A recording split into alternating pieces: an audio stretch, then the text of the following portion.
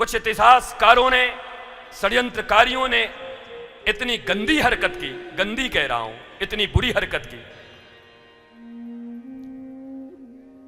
विज्ञान के नाम पर बहुत सारे थ्योरियां दे दी गई। And what do you mean by theory?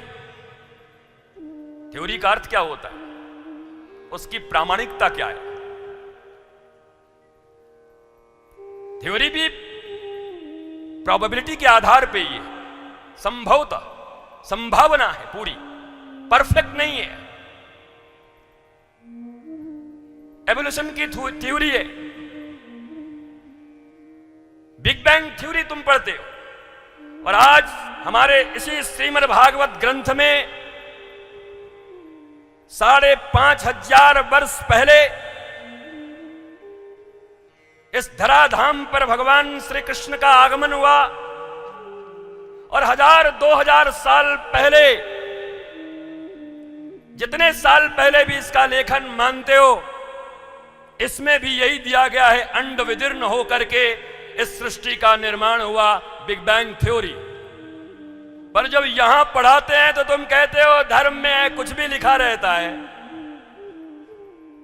एक बात सुन लो, धर्म ग्रंथों में लिखी गई बातों के ऊपर, इन थ्योरी के ऊपर अगर तुम्हारी आस्था हो गई तो तुम्हारे जीवन में संस्कार, प्रेम, शांति और आनंद आने की संभावना है।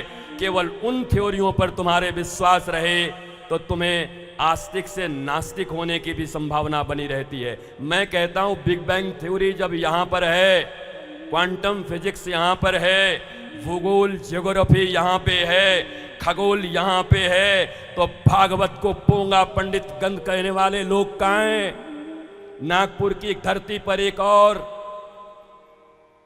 लोगों को आमंत्रण है, आओ पूछो। तुम जिस फिजिक्स की बात करते हो, इकोनॉमिक्स के लॉ है, एक बहुत प्यारा सा लॉ, डिमिनिशिंग मार्जिनल यूटिलिटी, वो आज अभी आएगा, इसी में है, the law of diminishing marginal utility, the big bang theory from physics. Everything, हर चीज तुम्हारे ग्रंथों में, हर चीज तुम्हारे ग्रंथ में लिखा हुआ है। ये नासा अरबों रुपए लगा करके तो आज बता पाता है कि सूर्य ग्रहण कहां, कब और कितने बजे होगा। हजारों साल से भारत की सनातन परंपरा में अपनी झोली में पत्रा और पोथी लेकर के पंडित जी 1 साल पहले बता देते हैं कि कहां सूर्य ग्रहण कितने बजे और चंद्र ग्रहण कहां लगेगा। बताओ नासा वालों, बताओ। और तुम इनको कह देते हो अवैज्ञानिक, उनको साइंस कह देते हो, और इनको धर्म ग्रंथ कह करके इनको लज्जित करते हो। पता नहीं मैकोले की औलादों ने तुम्हारे साथ कितना मजाक किया है। भारतीय शिक्षा की व्यवस्था, पाणिनि, चाणक्य, यहां के दिव्य हमारे ऋषि महर्षि जो स्वयं एक साइंटिस्ट थे, सारे ही वैज्ञानिक थे। तुम्हारे वैज्ञानिक फ्रिज, टीवी और कूलर खोज रहे हैं, इन्वेंशन कर रहे हैं, एसी बना रहे हैं जिससे तुम्हारा शरीर ठंडा रह सके। पर हमारे सनातन धर्म के वैज्ञानिक वो एसी खोजते थे जिससे तुम्हारा मन और तुम्हारी आत्मा ठंडी रहे, तुम्हारे जीवन में आनंद रहे। उसको क्यों नहीं मानते? क्योंकि उसी के बिना तो पागल हुए घूम रहे हो। 70% से ज्यादा लोग, फिर कहता हूं, अमेरिका, स्वीडन और जापान में मोर देन 71% लोग साइको पेशेंट हो चुके हैं। सबसे ज्यादा लिटरेसी, सबसे ज्यादा कमाई, उसके बाद भी सबसे ज्यादा कुटाई जिंदगी की। तुम्हारे दिमागों में भूसे भर दिए गए।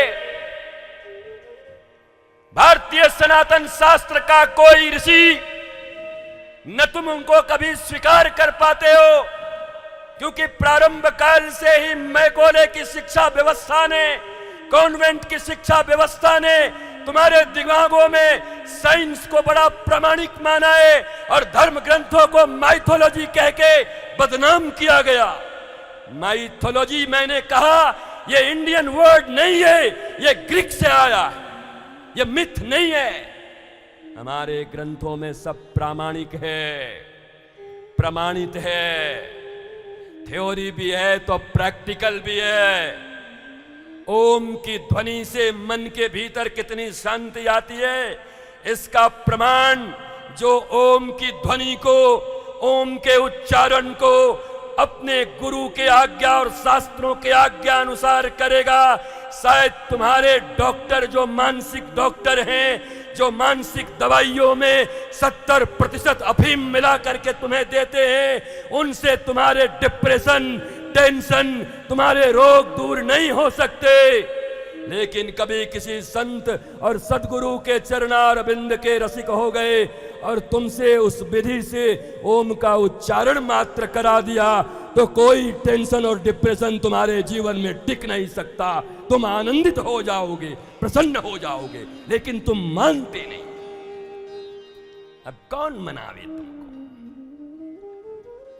तुम विदेशियों के गुलाम, तुम लंदन वालों के गुलाम, तुम अमेरिकी पिट्ठू, तुम चाइनीज सामानों में जिंदा रहने वाले लोग, तुम्हारी प्रज्ञा और तुम्हारा प्रबोध सनातन धर्म का, हिंदुस्तान का, केवल झंडे और डंडे से राम राज्य नहीं आने वाला। राम राज्य की परिकल्पना करने के पहले भारतीय शास्त्रों के निष्णात अध्ययन किए हुए उन तात्विक सद्गुरु और तात्विक संतों के शरण में जाकर के अपने तत्व दर्शन को जानना, मीमांसा करना अत्यधिक जरूरी है। वो नहीं करते तुम। एक जाकिर नायक खड़ा होगा और तुम्हारे ढोल बजा देगा, तुमसे ऐसे ऐसे प्रश्न करेगा कि तुम्हारे पास क्या, तुम्हारे दादाजी के पास भी उसका उत्तर नहीं है। सीखना क्यों नहीं चाहते? जानना क्यों नहीं चाहते? क्यों अपने आप को ज्ञानी बना करके अपने आने वाले संतानों को अग्नि में झोंकने की पूरी तैयारी कर चुके हो? तुम्हारा अहंकार इतना बड़ा हो गया है कि अपने अहंकार के कारण अपने आने वाली पीढ़ियों को मिटा देना चाहते हो।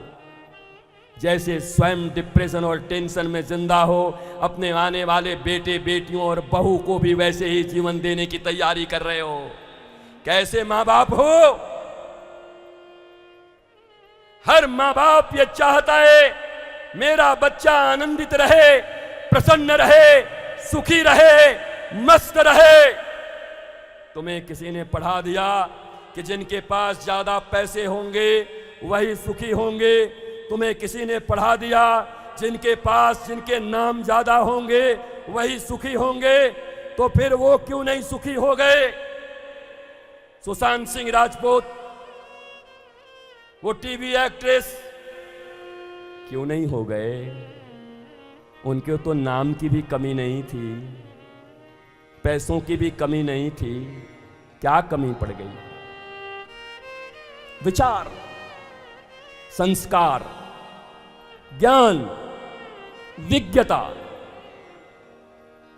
और तुम इससे दूर रखना चाहते हो अपने बच्चों को, ये बताना ही नहीं चाहते।